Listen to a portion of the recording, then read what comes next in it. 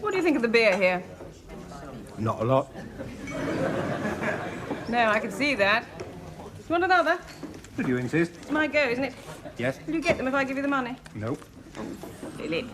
Look, I know all the business about when it's your go, you actually have to buy them. Well, there you are. It's all right for you. You're a man. You can shoulder your way up to the bar with all that ghastly, matey bonhomie you adopt in these places.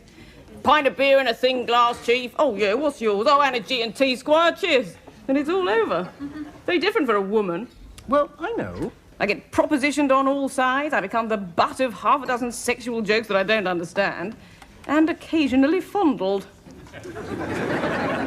All to preserve your sense of the niceties of correct behaviour in low pothouses. Another gin and tonic. Yes, please. And don't sulk. Excuse me.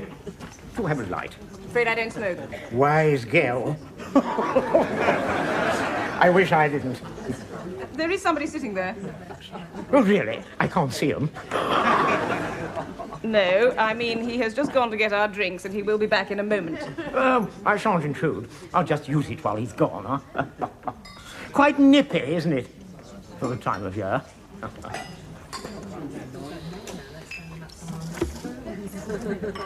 Do you know what that is? No.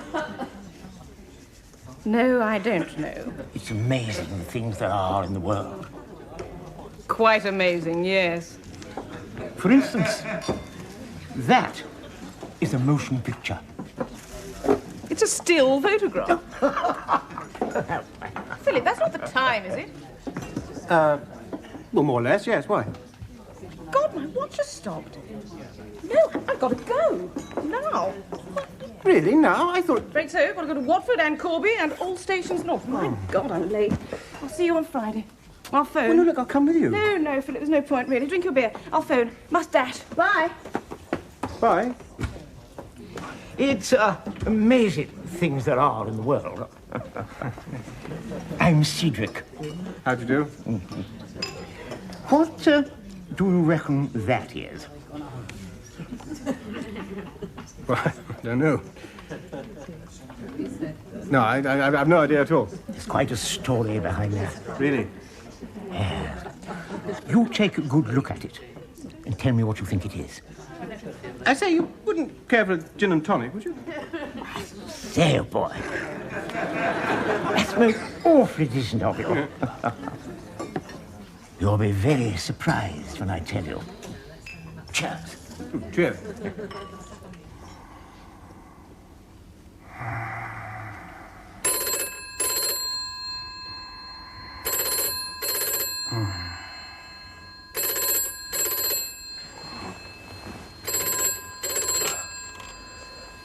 Hello?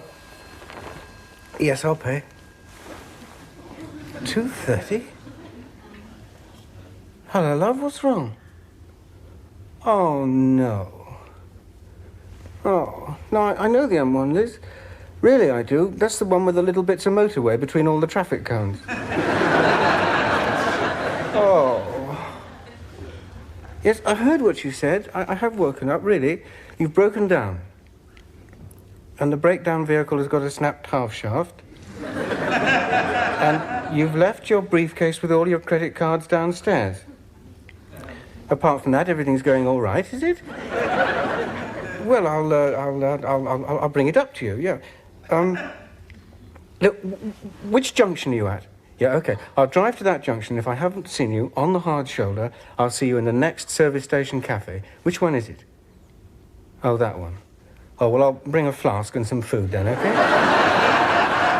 Bye now. What? Well, nothing much. Of course I haven't. Oh, well, yeah, you know, I mean, I went on to a nightclub, you know, and I had a bit of a gangbang with a couple of go-go dancers. Glenda and Yvonne. Actually, Glenda's still here, sleeping off the cocaine and Dom Perignon. Do you want to say hello? Well, come on, Liz. You know my lifestyle. I had a cheese mega burger with What the Papers Say. And then I curled up with a mug of cocoa in the Argos catalogue. Yes, all right. No, I'll see you soon. I'm on my way. Okay, bye.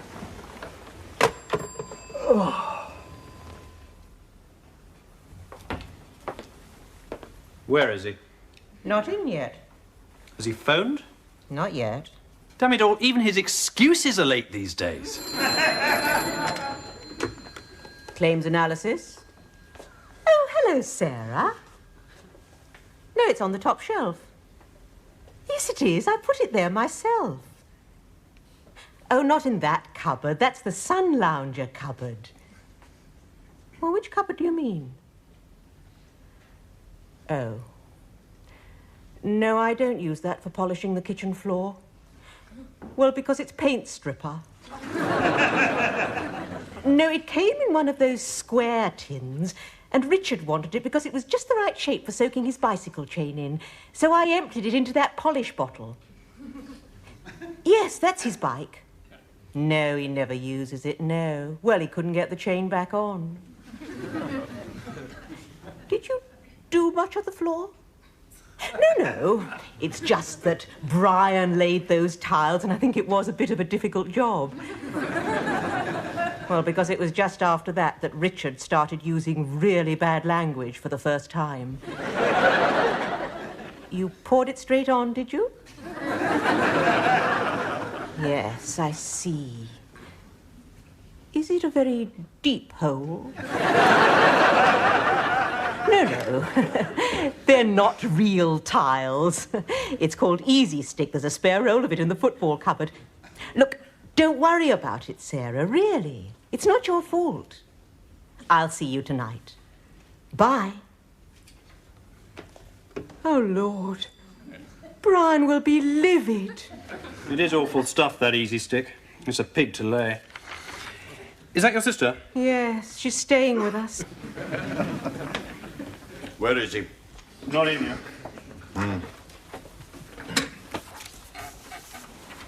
This is perfectly ludicrous. This is the busiest office in the whole building, and its owner does absolutely nothing at all. Yeah. Yes. Quite. I don't know. Claims analysis? Yes, he is. Who is... Oh, hello, Rolf. I'm sorry to hear that. Well, I'm sorry to hear whatever you're about to tell me has befallen you that stops you being at your desk. What's the trouble this time? Your father's annual funeral come round again, has it?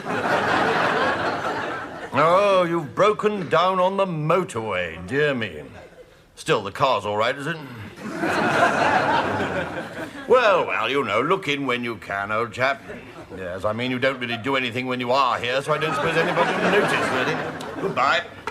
Useless, lazy little parasite.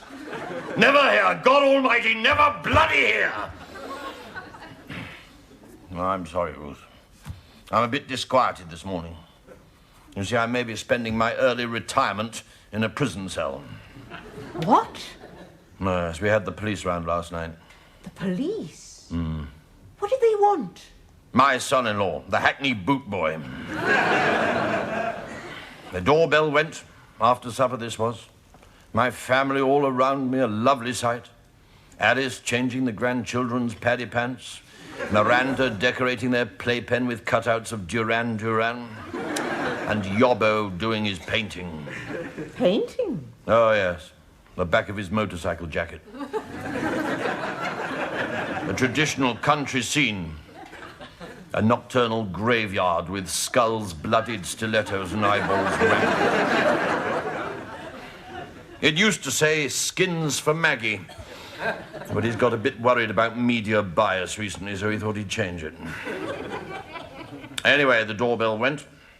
Yobbo dropped his brush, murmured an assortment of obscenities, and shot into the broom cupboard. Alice gave me one of her eloquent looks, blaming me for all the ills of our life, for whatever was about to occur, and for the damage Yobbo's Dr. Martins were audibly doing to her squeegee mop in the broom cupboard.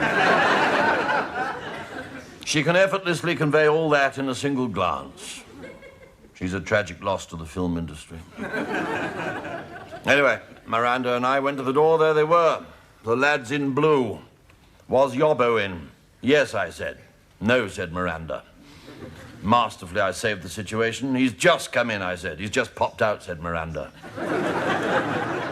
Well, we weren't doing our credibility very much good, so they asked to come in.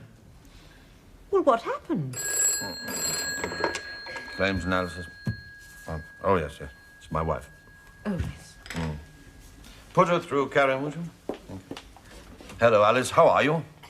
Does my voice sound worried? How extraordinary. Both my daughter's marriages are a disaster. My grandchildren are called Bill and Ben. I've been made redundant. And last night, my dreams echoed to the clang of prison bars. Why should I sound worried? Well, because I'm afraid I might have perjured myself, that's why. Still, never mind that. Why did you phone?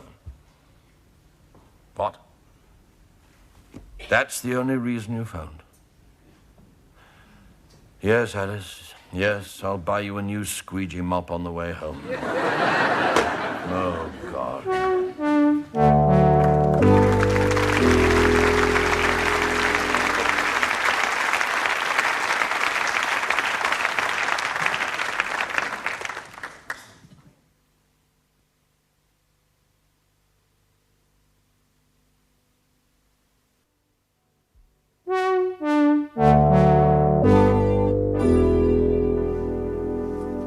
What happened?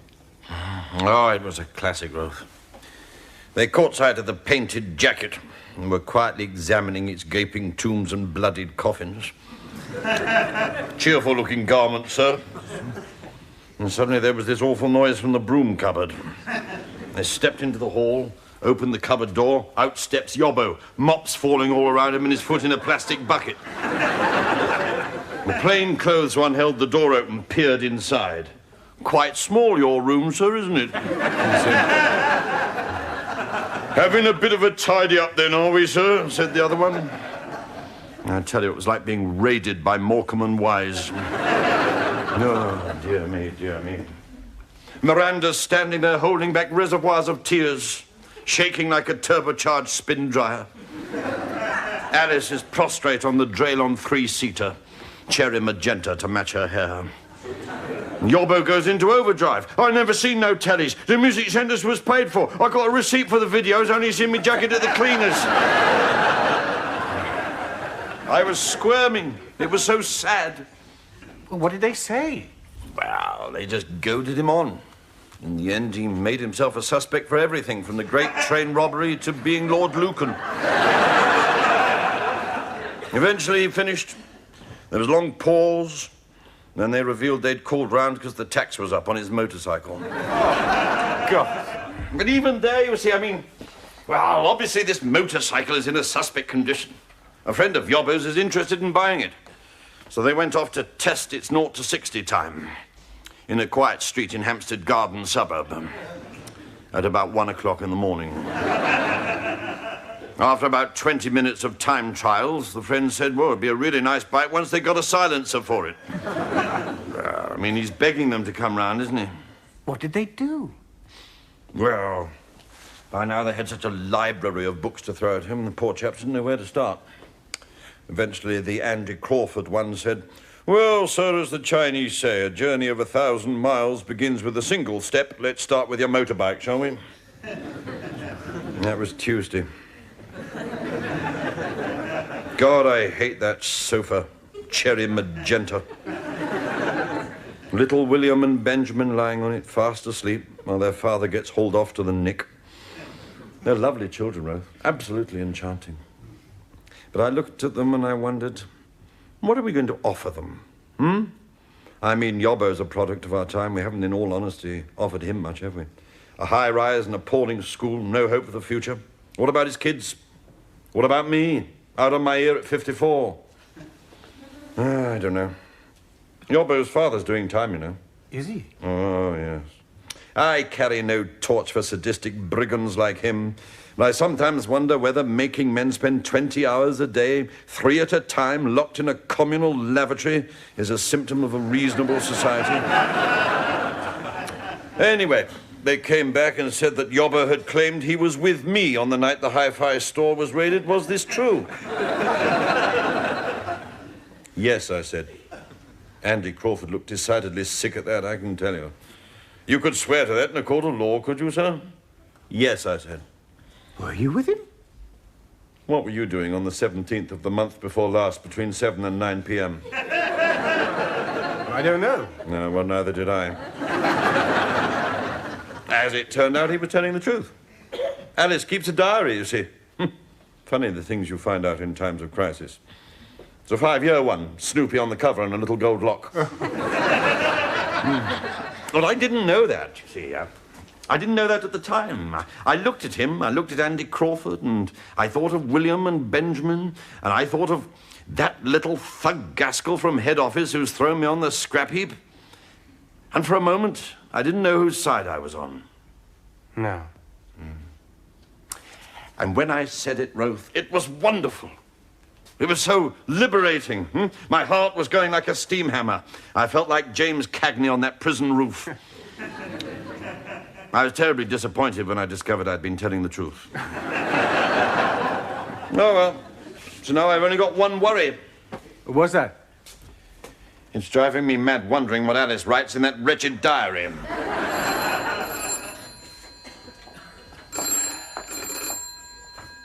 Claims analysis.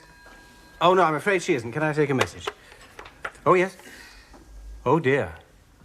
Oh, yes, it's very difficult stuff to stick, that. That's why it's called Easy Stick. Why did you nail it?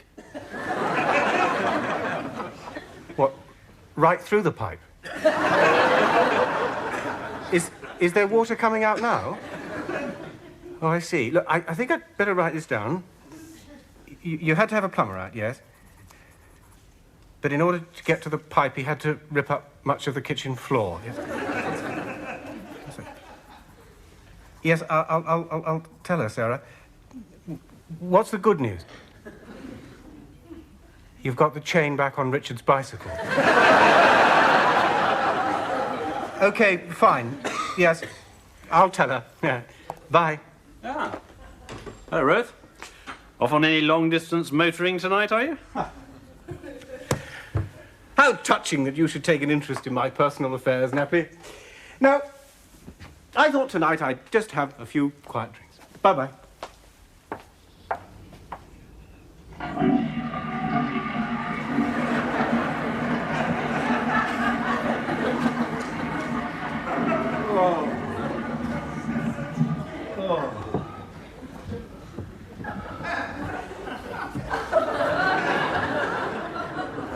Oh, God, I hate beer. Oh, please, God. I'll never touch another drop. Just take this headache away.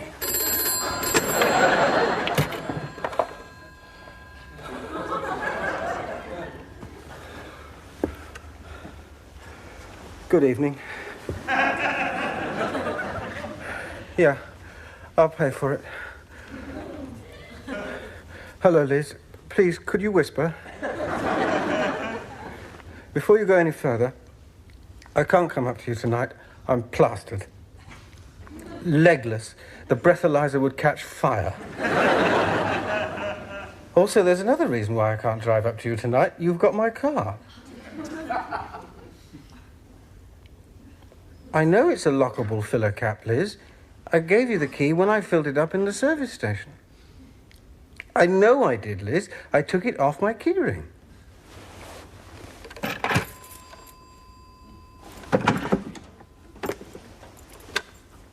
I'm terribly sorry. I apologize. There's only 2 keys to that filler cap, and I appear to have all 4 of them here. It's Andy Crawford you want, Liz? The lads in blue. They have keys. Really, they do. I've got to go now.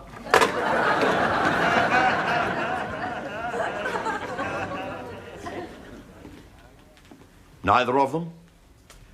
Ruth's just gone to take her sister back to Welling Garden City. There's been a domestic crisis, I think. And the British disease? He said he had a mystery virus which made him ill in the night. Poor chap. Yeah. The only virus known to medical science that comes in pint-sized thin glasses, I reckon. Napoli, Yes? I wonder if you could give me a bit of help. In what way? You any good at picking locks?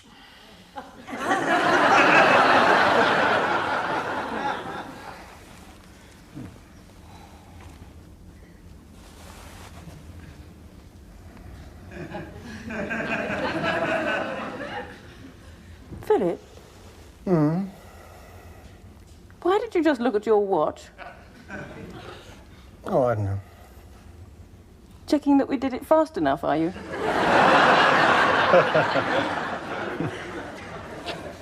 Shouldn't wear a watch anyway, scratch me to death. Sorry. Come on, why did you look at your watch? Got a train to catch, have you? Another woman about to call round, is she? I don't know, I just want to know the time, I suppose. No. Night.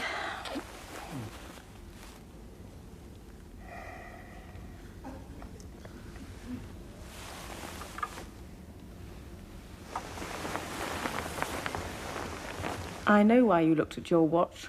Why are you making such a big thing of this? Time means very little to you.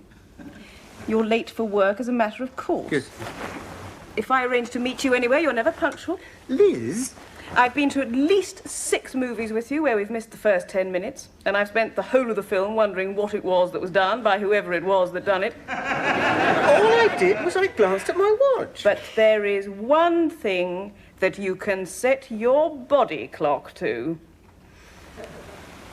Licensing laws. My God. I know exactly what's going through your head. Well, that's that over, and I'll wonder if I can get a pint in.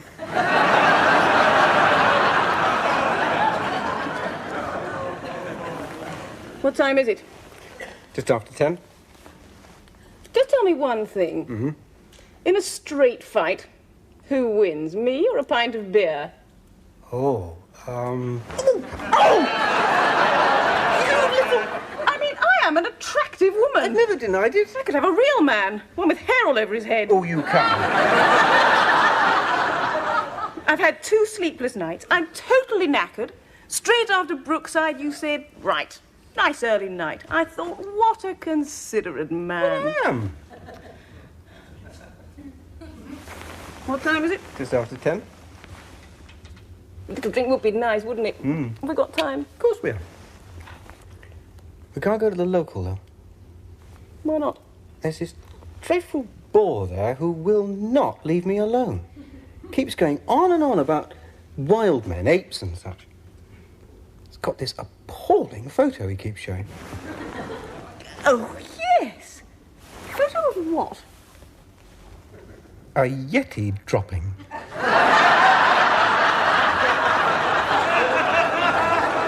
A Yeti dropping? Yep. He calls it a motion picture.